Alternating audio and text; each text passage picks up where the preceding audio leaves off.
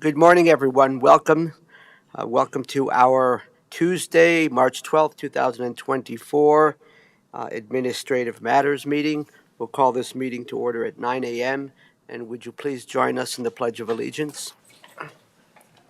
I pledge allegiance to the flag of the United States of America and to the republic for which it stands, one nation, under God, indivisible, with liberty and justice for all. Thank you all very much. Welcome once again. My name is John Kafalis, Commissioner from District 1. Need to check that now and then. I'm joined by my Commissioner colleagues, Kristen Stevens from District 2, Jody Shattuck McNally from District 3. Across the way, we have Heather from the Clerk and Recorder's Office. Thank you for your good work. Our County Manager, Lorenda Volker, and Tom from our Public Affairs, and Sarah, who helps with all manner of things in our office on the second floor. With that, we typically have public comment to begin, and I don't believe anyone has signed up out on the sign-up sheet. If there's anyone here who wishes to offer public comment but may not have signed up, this is your opportunity to come forward. I don't see that. Sarah, just to double check, has anyone called in that wishes to offer public comment through the phone? No, Commissioner. All right, thank you, Sarah. Thank you so much. Then we'll close public comment, and we'll move on to the next item on the agenda, approval of the minutes. Commissioner Shattuck McNally, would you do us the honors, please? Certainly, Mr. Chair. Mr. Chair, I move to approve the minutes for the week of March 4th, 2024. Great, thank you. That's a proper motion. Any further discussion? Seeing none, all those in favor? Aye. Aye. Aye. Thank you. That passes 3-0. We'll now go to a review of next week's schedule. Sarah, you're on. This is the Commissioner's schedule for March 18th through the 22nd. On Monday, March 18th, from 8:30 a.m. to 9:30 a.m., Commissioners Kafalis and Shattuck McNally may participate in the virtual Behavioral Health Technical Advisory Committee meeting.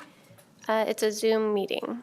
From 9:30 a.m. to 10:30 a.m., Commissioners Kafalis and Shattuck McNally may participate in the virtual Behavioral Health Consumer Advisory Committee meeting. It's a Zoom meeting, and the link is on the schedule online. From 1:30 p.m. to 2:30 p.m., there will be a work session with Leslie Ellis, Director of Community Planning, Infrastructure, and Resources, in the Commissioners' Conference Room on the second floor. From 3 p.m. to 5 p.m., Commissioners will attend the Climate Smart Plan celebration. It looks like the location has been updated to Colorado State University Iris and Michael Smith Alumni Center at 701 West Pitkin Street in Fort Collins. On Tuesday, March 19th, from 9 a.m. to 12 p.m., there will be an Administrative Matters meeting in the hearing room on the first floor. From 12 p.m. to 1:30 p.m., Commissioner Stevens may attend the Community Corrections Advisory Board meeting in the hearing room on the first floor. From 1:30 p.m. to 3 p.m., there will be administrative direction to county management in the Sprague Lake Conference Room on the second floor. From 7 a.m. to 9 p.m., Commissioner Kafalis will attend the LaPorte Area Planning Advisory Committee meeting. It's a hybrid meeting. In person, it's in the hearing room on the first floor or virtually via Zoom. On Wednesday, March 20th, from 1:30 p.m. to 2:30 p.m., there will be a work session regarding oil and gas, air quality, and housing funding in the Commissioners' Conference Room on the second floor. From 2:30 p.m. to 3:30 p.m., Commissioners will attend a presentation from Larimer County Sandbox regarding proposed site for childcare and out-of-school opportunities for youths 0 to 18 years of age in the Commissioners' Conference Room on the second floor. From 4 p.m. to 5 p.m., Commissioners may attend the Veterans Together meeting in the Boyd Lake Conference Room. On Thursday, March 21st, from 11 a.m. to 12 p.m., Commissioner Shattuck McNally may participate in the virtual National Association of Counties Rural Action Caucus meeting. From 12 p.m. to 1 p.m., there will be Common Grounds with Commissioner Shattuck McNally, who will give an Estes Valley community update at Kind Coffee at 470 East Elkhorn Avenue in Estes Park. Guests and topic will be announced prior to the meeting. From 12 p.m. to 1:30 p.m., Commissioner Stevens may participate in the virtual Counties and Commissioners Acting Together Governing Board meeting. From 3 p.m. to 4 p.m., Commissioner Stevens may participate in the virtual North Front Range Metropolitan Planning Organization Finance Committee meeting. From 3:30 p.m. to 5:30 p.m., Commissioner Shattuck McNally may participate in the virtual Estes Valley Planning Advisory Committee meeting. From 5:30 p.m. to 8:30 p.m., Commissioner Kafalis will speak at the Larimer County 101 class in the hearing room on the first floor. On Friday, March 22nd, from 8 a.m. to 8:30 a.m., Commissioners Stevens may participate in the virtual Colorado Department of Human Services Trails Executive Steering Committee meeting. From 8:30 a.m. to 9:30 a.m., Commissioner Shattuck McNally may participate in the virtual Forest Health Council Legislative Committee meeting. From 11 a.m. to 11:30 a.m., Commissioner Kafalis will attend the bird whistle ribbon cutting ceremony at 3614 Loggers Lane in Fort Collins. From 12 p.m. to 2 p.m., Commissioners will attend the Larimer County Fleet Facility Topping Out Ceremony at 6994 Rickenbacker Road in Loveland.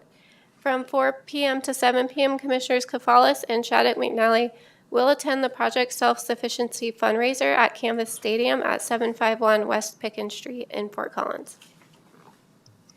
Thank you very much, Sarah.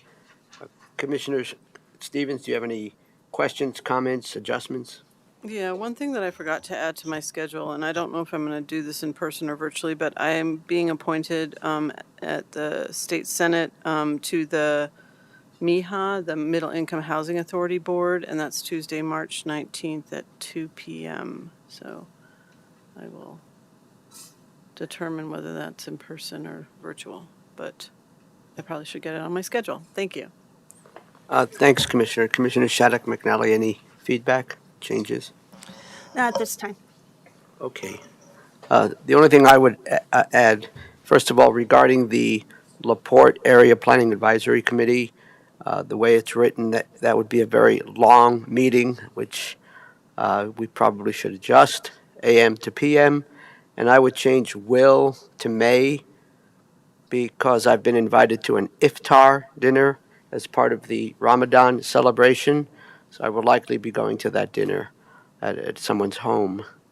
And also on Wednesday morning, I believe I'm attending the Talent Summit, the 2024 Talent Summit at the ranch. I think it starts at 8 or something.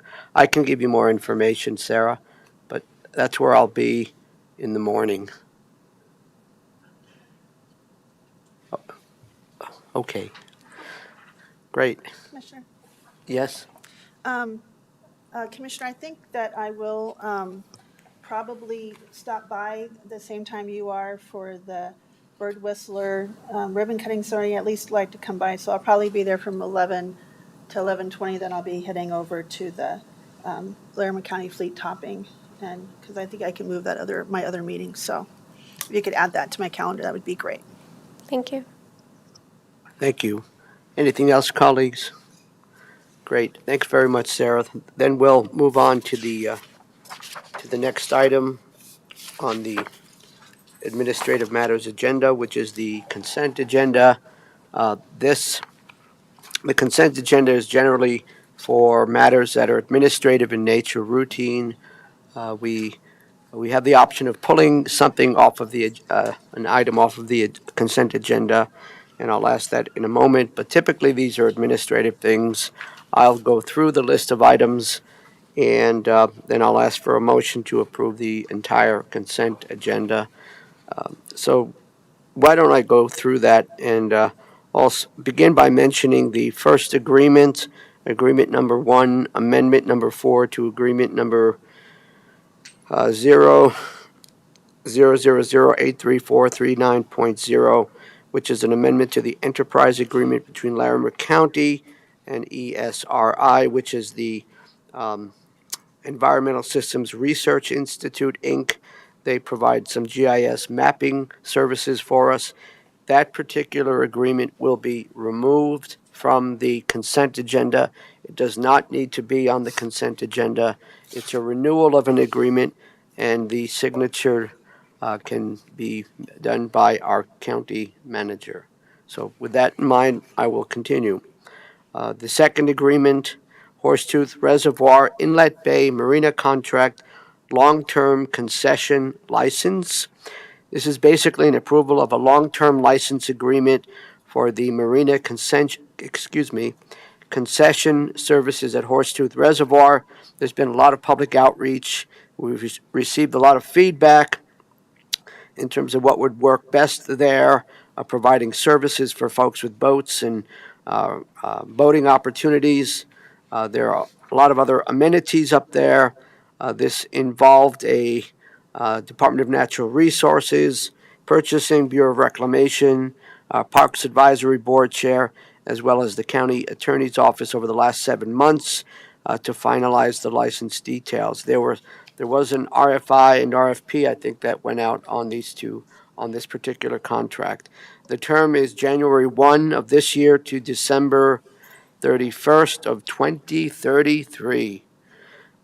Between the Department of Natural Resources and what's referred to as Worthwhile Enterprises, LLC. The dollar amount is not applicable. The third agreement, amendment number 6 to, agreement for services. This has to do with the Clerk and Recorder's Office. It's an amendment to the agreement dated June 23, 2017, between the Commissioners and the Larimer County and Intellectual Technology, Inc., related to the self-service kiosks provided by the clerk's office at remote locations to allow vehicle registration, etc. And it basically allows for more payment options such as PayPal, Venmo, and Cash App, none of which I use. The terms of the agreement are not listed or not written here, but they are from February 21st, 2024 until the contract ends, or perhaps until it is amended. Between the Commissioners and this company, Intellectual Technology, there's not a dollar amount. And I would also mention, I forgot to mention it in the beginning, that all of the details of these agreements and all of the items that I'm somewhat glossing over, all of that information is available online. If you'd like, if you have nothing to do this weekend, you're welcome to read all of that. The next category, appointments. Recommended appointment to the Poudre River Library District Board of Trustees, Vicki Woods, for a full-term appointment to the Poudre River Library District Board of Trustees, beginning April 8th of this year, ending March 31st of 2028. They're basically 4-year terms, and this is a collaborative effort between the county, the city of Fort Collins, and of course the library district. The second appointment item is recommended reappointments to the same Poudre River Library District Board of Trustees. And so there are 2 folks that are currently on there, Josh Fudge and Corey Radman, and they are being reappointed for another 4-year term beginning April 8th, 2024. Next category, liquor licenses. There are 4 liquor licenses. And first one is Fort Collins Country Club. It is a approval and issuance. It's a hotel and restaurant with optional premises type of license. The second is liquor license renewal. The Queen's Concession LLC, doing business as Holiday Twin Drive-In. Approval and issuance, license type hotel and restaurant. The next is a liquor license renewal, the Swing Station, which I hear can be a lively place, although I've never been there. Sorry, I don't know why I'm editorializing. I just want to get people to smile a little bit. Lost my place. How do you like that? LaPorte Tavern license approval and issuance. Finally, Mishawaka Amphitheater, up the Poudre Canyon, tavern license, a renewal, approval, and issuance. The last category is miscellaneous, and there are four stipulations. These are adjustments between in terms of the value of the property, adjustments between the property owner, the assessor's office, and the clerk and recorder's office. These four stipulations pertain to tax year 2023, and I won't get into any more details. That is all. Colleagues, do either of you wish to remove anything from the consent agenda other than what I mentioned regarding the first agreement? All right, then I believe it is Commissioner Stevens' turn to offer the proper motion. Yes, Mr. Chair, I move to approve the consent agenda for March 12th, 2024, minus the first agreement. Yes. Yeah. Thank you. Great. I believe that's a proper motion. Thank you very much. Further discussion? Seeing none, all those in favor? Aye. Aye. That passes 3-0. I don't believe we have any commissioner guests. We do have one discussion item, and we'll move to the discussion items, and we'll ask, I believe, our esteemed Housing Stability Program Manager to join us. Welcome, and I'm sure you know the routine. Yes. Thank you. Good morning. Stated, my name is Aaliyah Rodriguez. I'm the Housing Stability Program Manager with Larimer County. I'm excited to introduce this contract for Emergency Rent Assistance Program dollars to Neighbor today. Since early 2021, we've partnered with Neighbor to distribute over $20 million in federal emergency rent assistance funds to households who were impacted by the COVID-19 pandemic. Since that pandemic has ended, those federal funds have also ended. But the need in our communities has not stopped. In October 2023, we saw statewide record highs in evictions filed across the state. Locally, we saw that through 175 Larimer County evictions filed. So the need is not going away. So thank you to our board for prioritizing local solutions to this much needed issue. This contract awards $275,000 to Neighbor to support the continuation and enhancement of their emergency rent assistance program. It will provide direct assistance to Larimer County households who are at risk of eviction and also provide those households with housing counseling services to support stability and access to other resources. The funds will also be prioritized to assist renters who live in unincorporated areas of Larimer County. At this time, I'd like to introduce Christy Hayes. She's the director of the housing programs at Neighbor. She's going to speak to the impact of their program and also share how residents can access this program. Thank you, Aaliyah. Welcome, Christy. If you would be kind enough to identify yourself and your affiliation for the record. Yeah, my name is Christy Hayes. I am the Director of Housing Programs at Neighbor. Thanks for having me here this morning. I apologize, I'm a little sick. I was sick, and so if I sound a little scratchy, that's why. I'm going to talk a little bit about our rent assistance program and housing solutions in general. I oversee not only our assistance programs, but also our affordable properties, so all of our renter services. So I see the whole continuum of services through our lens at Neighbor. Under our rent assistance and all of our housing solutions programs, our mission is to preserve housing and provide stability for short-term monetary losses, such as unexpected medical or personal crisis. We use a vulnerability matrix to identify the most needed support in the community, which is based on the Larimer County Needs Assessment, as well as other resources like the City of Fort Collins Consolidated Plan and our own internal data dives and all of that. Things that we have on there are history or current status of homelessness, the household composition, demographics, AMIs, we prioritize the lowest of AMIs in our program, disability, criminal and eviction history, all types of things like that. Our assistance is provided directly to the landlord to be able, so that we can avoid fraud situations. And some of the things that we do besides providing assistance, like Aaliyah alluded to, are we work with the clients as they come in to work on a budget. And that budget is not just to look for where they could be spending their money differently, but for us to identify resources for them in the community. So we might see somebody that comes into the program who isn't accessing LEAP when they could be accessing that for their energy use. People that might not be accessing things like the grocery program here in the city of Fort Collins. Little things like that to be able to help us find how people can better utilize the smaller amounts of money that they might have. In 2023, we assisted 708 households with $931,000 in assistance. That's an average of $1,315 per household. That did change in the second half of the year as our money from our federal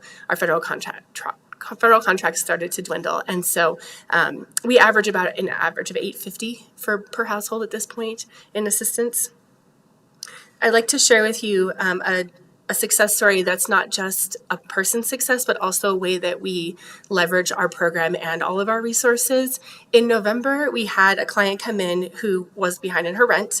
She fell behind because she caught COVID and then developed an extreme phobia of leaving her house. That made gaining employment really difficult. She had gotten support from her mother, but wasn't able to continue getting support. It's really difficult for us to assist households who don't have ongoing sources of income, considering we are focused on stability, but we have a partnership with workforce development so that when people come in and they don't have income and they're interested in looking for employment, we can get them over there. This client had been attending therapy for physical and mental health, but was still struggling, obviously, to gain employment. During our budgeting session, the housing specialist noticed that she could benefit from being sent over to our partner. And what that means is it opened up an additional opportunity for her to get an additional month of rent assistance, because we generally just give 1 month. This partnership allows us to give an additional month. And so we were able to get her over to there. It allowed her to apply for SNAP and other benefits because that's part of the program requirements. And she has been working her way towards gainful employment since then, which is really exciting for us to not only give her that opportunity, but also double what we were able to support her with through a partnership. Some of the ongoing trends that we're seeing in the community are just high balances because of the cost of rentals, right? $850 is not the full cost of rent for anybody. And so 1 month of assistance might not be enough to help. We do at this point focus on the monetary loss that they've had, although we are able to help with more in some situations. There are situations that require ongoing support, such as cancer treatment or other things like that, where 1 month might not be enough, but they can return to employment or their situation in the future. There are a high amount of people in unsustainable rent situations where their rent is over 50% of their income. And therefore, families are also living in spaces smaller than expected. We see a lot of families living in one-bedroom apartments with multiple children. And I come from the Bay Area, so this is not an unusual situation for me to see, but I know for our city and our community it is challenging. And people often come in not only for rent, but also for utility assistance. And so they work with one person whenever that happens. People can apply with us through 3 different ways. The easiest way for them to do it at any time is just to apply on our website. You can go to end2end.org, and there's a whole assistance tab, and all of our programs are laid out there, as well as the qualifications. They can visit our office in either Loveland or Fort Collins, or they can call our phone number, and they're able to access us during our business hours. That's all I've got. I'll answer any questions you might have. Thank you very much, Katie. Yeah. Colleagues, do you have any questions, comments, observations? Yes, Commissioner. Thank you for being here today, Christy. Yes. That's nice. I hope that you feel better soon. Thank you. It seems like there's a lot of stuff going around right now, so just I wish everyone health and wellness, especially when it's so nice outside. Thanks for being here today, and just I want to just state how proud we are to be partners with Neighbor to Neighbor. It's extraordinary, the $20 million in the partnership that we've been able to keep people housed the last 2 years, and it's been tremendous. And I know continuing this is going to be really important. And so I appreciate you sharing some of those stories. They're really heartwarming, and it's just thank goodness for people like you and for Leah who are helping folks navigate this situation, because when housing is health, and when you're in the middle of something like that, you can't think or even think outside what is immediately in front of you and trying to understand what other options or resources might be available. It's really important. So I just want to thank you for just the critical work that you're all doing in the community, and just thank you for this. I'm super excited to see this being us, prioritizing this and having this continue, and just really thrilled to be supporting this today. Thank you. Yeah, you're right. Every single person that comes in our door, goes on our website or calls, is in crisis. And so they can't always see what's all available to them. So it's important work. Thank you. Commissioner Stevens? Yeah, thank you, Christy. Thank you for being here. And thank you for the work that you do, not only to, get funding to folks, but all the partnerships that you have, I think are really important to talk about how you assist people to get other services that they might qualify for. And, every little bit helps as you're trying to put together rent for a month, I think, right? I mean, if you can get the grocery rebate and you can get LEAP and you can get income qualified, utility assistance, I mean, every little bit helps. So, thank you for those connections that you make. I have a question about how do you, so Aaliyah talked about having a priority for people who live outside the municipalities. How do you promote the program? I mean, you probably don't have a hard time, people probably find you, but how do you get the word out that you have these assistant dollars available? Yeah. Partnerships are our main way of getting word out because just as we provide the same resource, people provide it right back to us. And so our partnerships are really important to us. The other thing is that it's word of mouth. You wouldn't believe that, as neighbor to neighbor, right? That's our whole thing. But the opportunity for people to share with other people in the community is a big way how people come to us. One of the things that we're doing this year is we've really taken a look at the data that we're collecting and figuring out what populations that we are underserving. So populations are identified as at need, but we haven't yet seen them in our doors as often as we thought we might. So that's one of the ways that we're in a strategic planning session as an organization, and that's one of our big goals is to use data in that way to identify and then look for partnerships, organizations, or where people congregate that are maybe underserved. That's great. Thank you very much.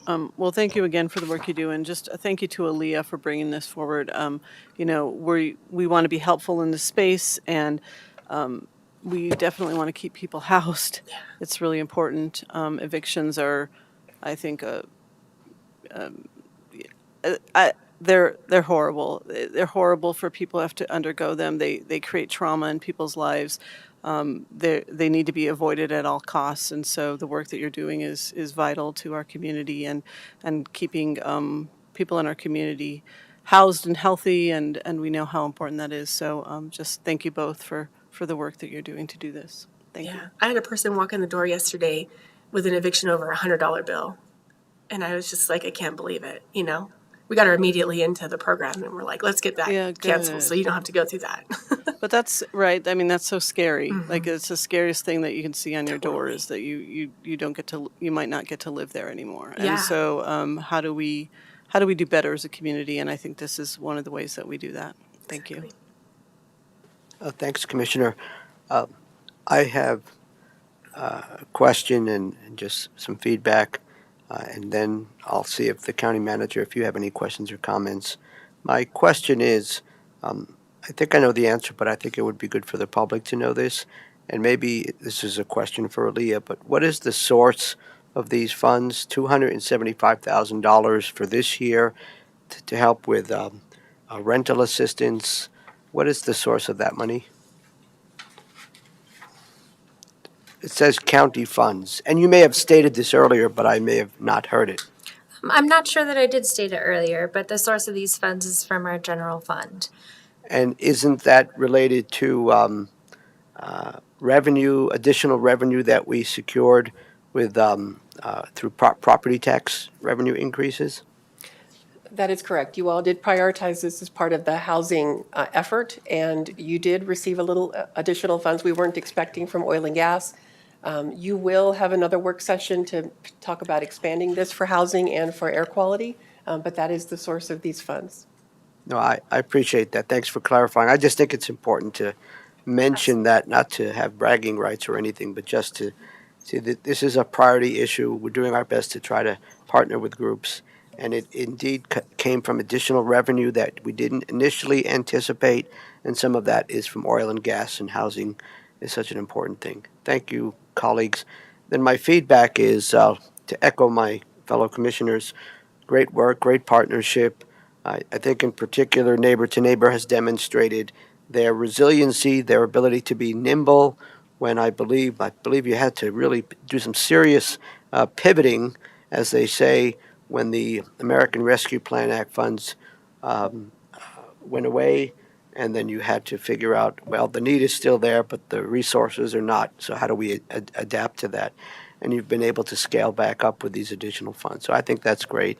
And the last comment I'll make is, in terms of addressing the issue of people experiencing homelessness, I think it's been demonstrated that this is one of the most effective ways, and that is prevention, preventing folks from being homeless. So thank you for your work. Before we go to the motion, Lorinda, do you have any wisdom or any questions? I guess, thank you to you both. I think talking about how you put the puzzle pieces together for folks so that they have a more sustainable future is really important. And Leah, for creating this partnership and working with this for the county, this is an important thing. You're right, prevention it's hard to put people back in a home. It's easier to keep people from leaving their home and losing their home. So thank you for your work for the community, and it's wonderful to be able to partner. Great. Good discussion. I believe it's Commissioner Shattuck McNally's turn. Would you be kind enough to offer the motion, please? Certainly. I move to approve the Larimer County 2024 Rental Assistance Program Grant Agreement awarding funds to Neighbor. Excellent, thank you. Proper motion. Any further discussion, colleagues? All those in favor? Aye. Aye. That passes 3-0. Let's get to work. Thank you. Well, we have, that was the only discussion item. We can now move on to our equally esteemed county manager, who will provide us with an update. Thank you very much, Commissioners. I was out a couple of days last week, but in the first 3 days of the week, I did participate along with Commissioner Shattuck McNally in the quarterly liaison meeting we have with Thompson School District, Larimer County, the town of Berthoud, and the city of Loveland. It's always good to find ways to collaborate and communicate about what we're doing. Lot to celebrate with that relationship, similar to what we do with Poudre School District in the city of Fort Collins in Larimer County. It seems to be a great way to learn how the school districts, Poudre and Thompson, are collaborating with each other, how they're using ARPA dollars, how they're serving students in the community. We got a report on the youth homeless shelter, which looks like it will open in the next 9 to 12 months, I believe, is the time schedule. But it's a great way to develop those relationships and to continue to foster those good conversations. Also, I participated in the monthly Community Justice Advisory Committee, CJAC. That is a collection of folks from across the criminal justice spectrum, so everything from police chiefs, sheriff's office, the chief judge, probation, public defender. And what they do is they look at ways to evaluate data and make better decisions across the system. Where we used to work in silos, Emily Humphrey, our CJA, Community Justice Alternatives Director, does a really great job of being sort of a criminal justice planner and raising these issues when we see programs may be overutilized or underutilized and bringing it to the attention of the group. It's always a lively discussion. It was a smaller group, I think, because folks were getting ready to go out on spring break, but always great. We had a presentation about recidivism data, and we continue to fine tune where the data comes from and what the purpose of the data is so that better decisions can be made across the community. It's an exciting group, and I'm not sure folks really know that that happens in this county. It does not happen in most. It is a unique opportunity that we have that our prior director, Gary Darling, began. So it's a pleasure to be part of that group and to report their work to you. Thanks. Thank you, Lorinda. Colleagues, do you have any questions or comments for our county manager? Okay, you're off the hook. We'll now move into our commissioner activity reports. Commissioner Shattuck McNally, would you like to begin? Sure. Thank you, Mr. Chair. First, just want to thank, it's been a interesting couple of weeks with our staff. There's been a lot of great work, a lot of above and beyond. There's a lot of activities happening with land use and scheduling, and we're starting to gear up for the fair and rodeo and other things. And it just always continues to amaze me, the quality of the work, the dedication to serving our residents, and just the teamwork and the rapport between departments is heartwarming and very exciting for me, and kind of uplifting for me when things get really busy. So just want to thank you all for your hard work, and just know it's appreciated.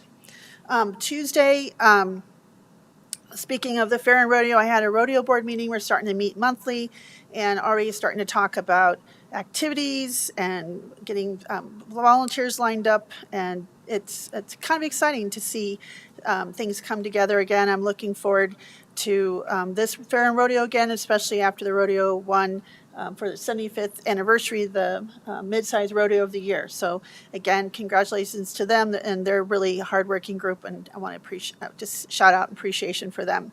I went and attended the Loveland City Council Women's Proclamation after our proclamation last Tuesday, and they had a group of 40 women come for the picture, and afterwards we all kind of sat out in the hallway away from the chambers and quietly talked and shared some ideas and thoughts, and that was really special for me. And I wanted to thank for all the organizers, especially Heart and Soul, the nonprofit in Loveland, does a lot to empower and uplift different groups in Loveland, and that was really well done, and I appreciated the invitation and the opportunity.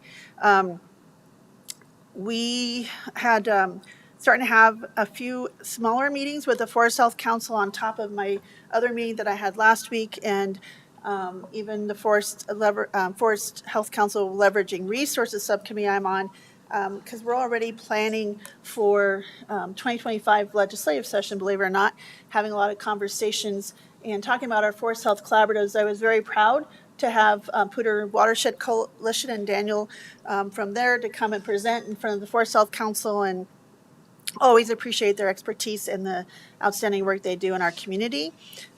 We had, I attended the Regional Opiate Abatement Learning Forum with the Attorney General's Office, and I just want to let you all know, first, our work here in Colorado and with the regions is going to be recognized in an article with NACO, National Association of Counties, and some other organizations were kind of held up as an exemplar of how the funds were put out and how they're delegated, and the collaboration and some of these learning forums. That's why I'm bringing that up, because the learning forum is a monthly activity. And also, we were given a shout out for our work to help expand and get the word out about the Connect effect for youth, to help them understand the dangers of fentanyl, but also show that it's a positive thing that a lot of youth are helping each other make sure they don't get into taking dangerous pills and things. So I want to thank Sergeant Cook and his team and Cheryl Jacobs for the work that they do for that, because they we are kind of held as the exemplar because they got those posters and that information out to all of our middle schools in all 3 school districts, and that's an outstanding effort. To share with my colleagues, if you'd like to put this on your calendar, September 30th, we after some discussions with the team and showing kind of the Rethinking Addiction, the State Opiate Abatement Conference will be here in Loveland. It might be a few things at the ranch and some things at Embassy Suites. Those details are still getting worked out, but it will be September 30th if my colleagues are interested in attending some of that. And that I'm looking forward to that. And thanks to the Attorney General's office and all the work that they do, is we are getting a lot of things done and saving lives, I feel. Was really excited to join my colleague, Commissioner Stevens, as we were invited by the governor to go down and ride from the Denver Union Station, kind of the Amtrak showcase train down from Union Station up to my hometown of Longmont.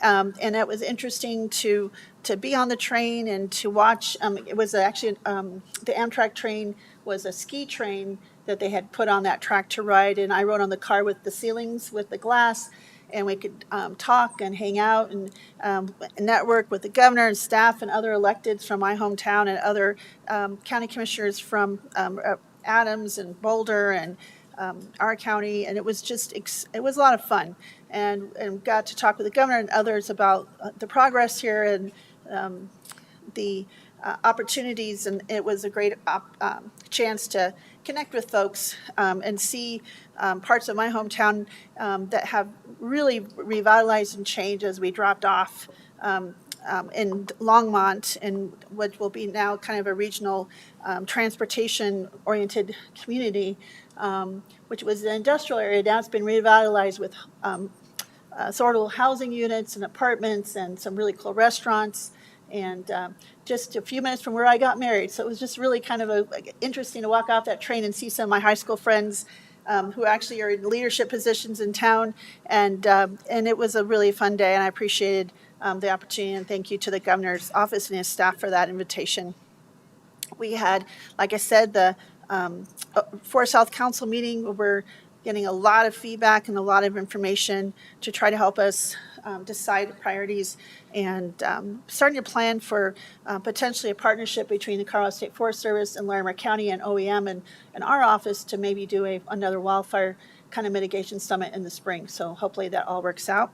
And then that evening, I attended another Heart and Soul International Women's Day and another ceremony, but they gave us these little International Women's Day bracelets or a keychain, and it was a really neat conversation.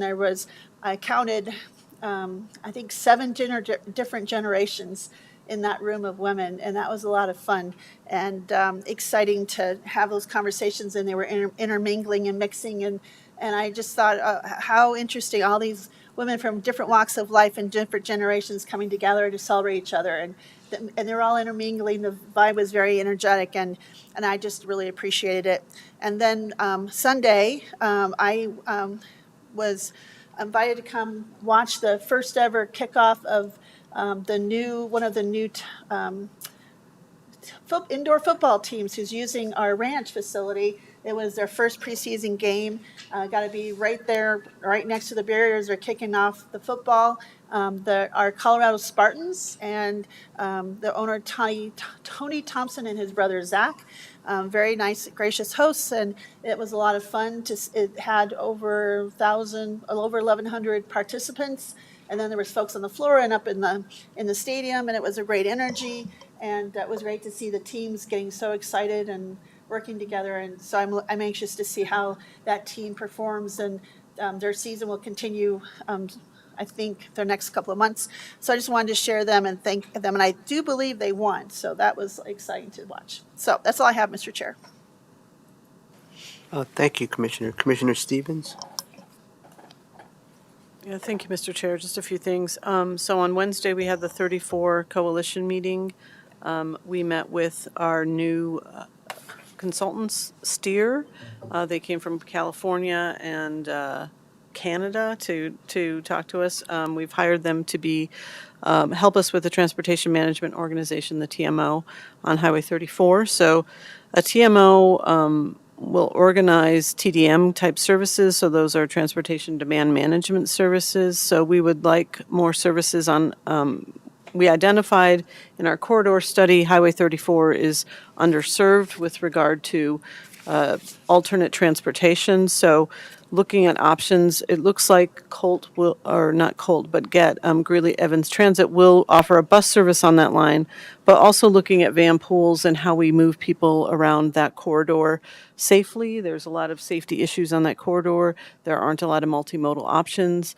There aren't a lot of options to even cross the road if you needed to get from your apartment on one side to maybe like a business that you work at on the other side. And so really kind of trying to envision what's possible for that corridor, how to make it safer, how to make it more accessible, how to make it less congested. So we're grateful to work with Steer, and grateful to CDOT for the startup for the TMO that we got. So we're upward and onward. We'll likely be engaging businesses around that corridor to see what they envision for that and how they can be partners in the work we're doing there. So very exciting work. That was a couple-hour meeting in Loveland, and it was definitely a great synergy in that meeting. As Commissioner Shattuck McNally said, we took the inaugural train from Union Station to Longmont after 5 years on the MPO. It feels like it was pretty special to be able to take that route, to anticipate train travel. And I think the best part wasn't necessarily engaging with elected officials, but was looking to see the people outside that were waving and really excited for a train to be coming around. I mean, it was almost as though they had, the advent of trades, right? I mean, it's funny, but I thought that was the most special part, is that there is a level of excitement for people to see the train and to ride the train and to be able to use it and to be able to get to places they want to get to without having to get in a car. So I thought that was quite lovely. That night we had the Metropolitan Planning Organization here, and we were the hosts, and it was a pretty standard meeting, but we did talk about the freight plan that will be starting. So if people want to engage on the freight plan, if you have concerns about freight coming through our county, whether it's via train or via truck, please look out for the opportunities to engage. There'll be some opportunities for us to engage. And some of the initial issues that we were talking about is safety of freight as it moves through our corridors in our county. So more to come on that. And then finally, on Friday, we had a webinar for MIHA, the Middle Income Housing Authority. So we are now seeking applications for people who want to use some of this, who want help from MIHA with financing for middle income housing. So this is housing that for people in the 80% to 120% area median income. So really trying to look at workforce housing, not just low income or affordable housing, but workforce housing. And so what MIHA does is provides financing opportunities. So if there are people that are developers and they're looking at building this type of housing, I would definitely consider looking at these MIHA. We'll be opening those applications. And then there is a webinar for local government this Thursday if local government entities are interested in building middle income housing. So we know that this housing is crucial. It's housing for first responders and teachers, and there just aren't a lot of financing options for this type of housing. And so hopefully MIHA will fill in those gaps, and we look forward to getting applications for those dollars. That is it for me. Thank you. Thank you, Commissioner. I'll share 4 things that relate to my community activities. I had 2 community conversations last week. One was in LaPorte at Me Oh My Pie, great local business. We had the county assessor, Bob Overbeck, there. It was nice that he came. We had about a dozen folks, good discussion, answering questions, providing some guidance on the upcoming this year's non-reappraisal year evaluation process and appeal process. On Thursday, we had our Wellington community conversation. Our topic was solid waste management, and we had 2 folks from the solid waste department, Alex and Jeremy, who had a slide presentation, and I think that they did a really excellent job of talking about the landfill that we will likely start building, the new landfill this year, and giving an update there, and also talking about our focus on collaboration and diversion, making sure that we're minimizing the amount of solid waste that goes into the landfill and that it's being recycled, reused, repurposed through emerging technologies and other means.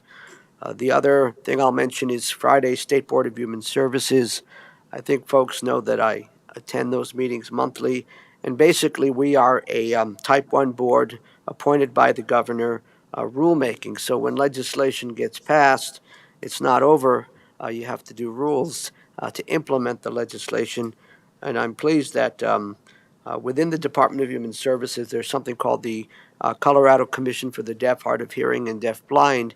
And one of the programs that they offer is the communications technology program. And so we did final or permanent adoption of an emergency rule to increase the eligibility so more people will be able to access.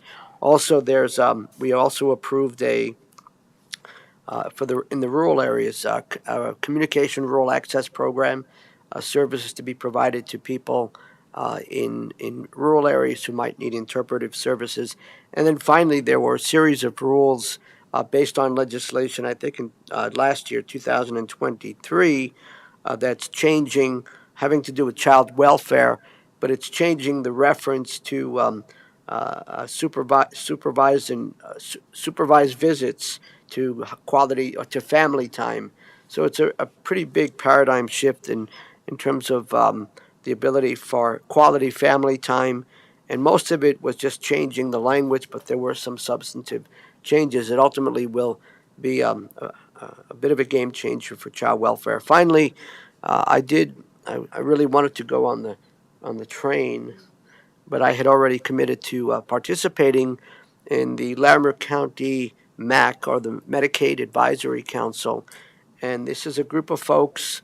It's convened by the Colorado Cross Disability Coalition, and people with lived experience dealing with behavioral health and medical issues, dealing with the Medicaid program, and they invited me to listen, and it was very instructive. I'm also glad that we had our Human Services Director there, Heather, and also to listen, as well as Dr. Leslie Brooks from the Summit Stone Health Partners, and they're the ones that operate the Longview campus of behavioral health.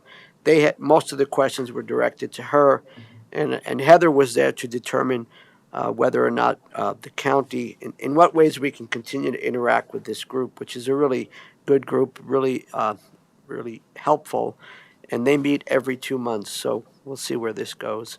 I believe that is all. If there's nothing else, then I think we don't have any legal matters. So therefore, at 9:51 a.m., we're adjourned. We've done our business. Thank you.